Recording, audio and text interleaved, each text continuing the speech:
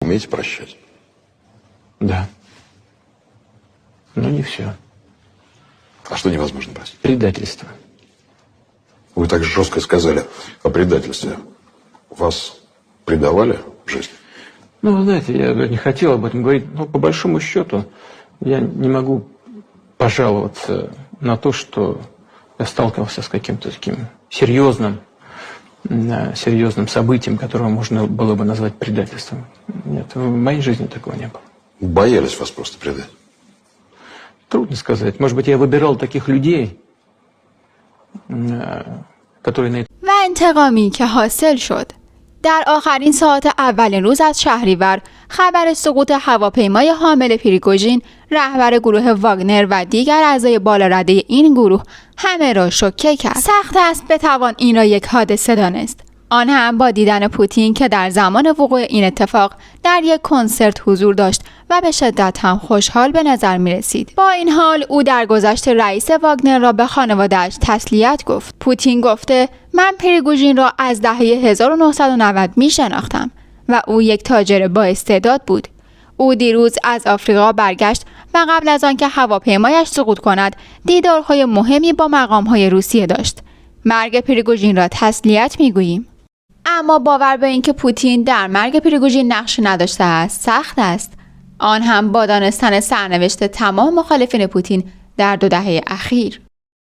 Are Putin's past enemies. He has eliminated every single one of them in one way or another. They have been exiled, jailed, or all too often assassinated. But recently, Putin put a new strategy to use to eliminate a new threat. Russian oligarch and commander of the Wagner private military group, Yevgeny Prigozhin, removed his troops from the Ukraine conflict and put them on a direct path to Moscow. For hours, it seemed like a coup was underway to overthrow the Putin regime as Wagner troops overtook entire cities like Rostov-on-Don. But in an anticlimactic twist, Prigozhin stopped hundreds of kilometers short of the Russian capital. Even more bizarre, after openly calling Prigozhin a traitor, Putin seems to have let him go free. But why? We know what he typically does to his enemies, so what explains this unexpected behavior? To understand what happened, we need to look at Putin's playbook to deal with his enemies. The date is March 18th, 2018, a date marked in history as the largest collective expulsion of Russian intelligence officers in history. Behind the scenes, officers from Scotland Yard led investigations into hours of CCTV footage of what looked like 2 Russian men, Ruslan Bushirov and Alexander Petrov, who visited a small town an hour and a half away from London called Salisbury. 16 days earlier, on March 2nd, the 2 men arrived at Gatwick Airport on an Aeroflot flight from Moscow at 3 p.m. UK time. After checking into the City Stay Hotel in London, Petrov and Bushirov embarked on what appeared to be a reconnaissance trip to Salisbury the next day.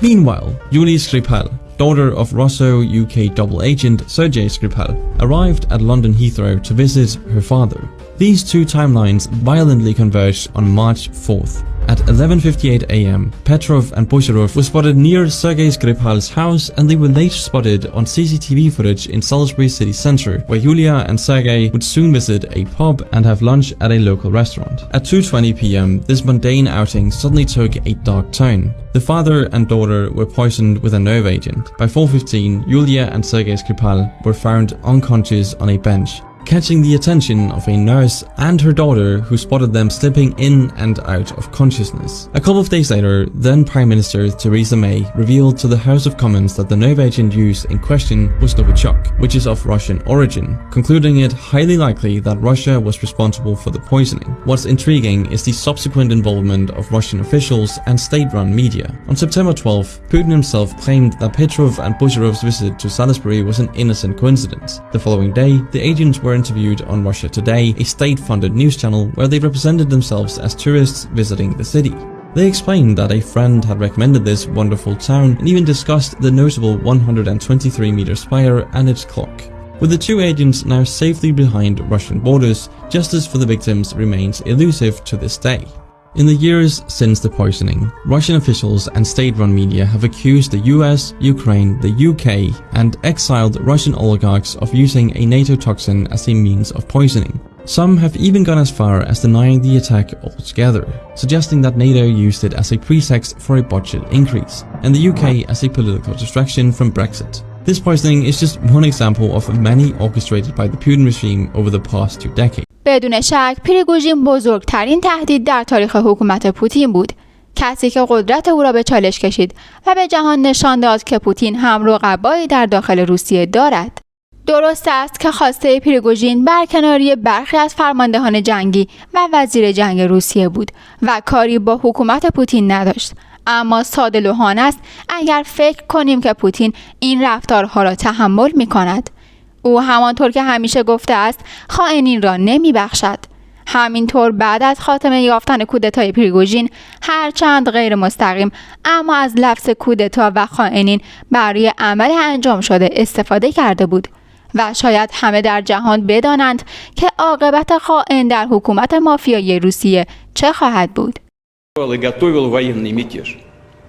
Кто поднял оружие на боевых товарищей, предали Россию и ответят за это.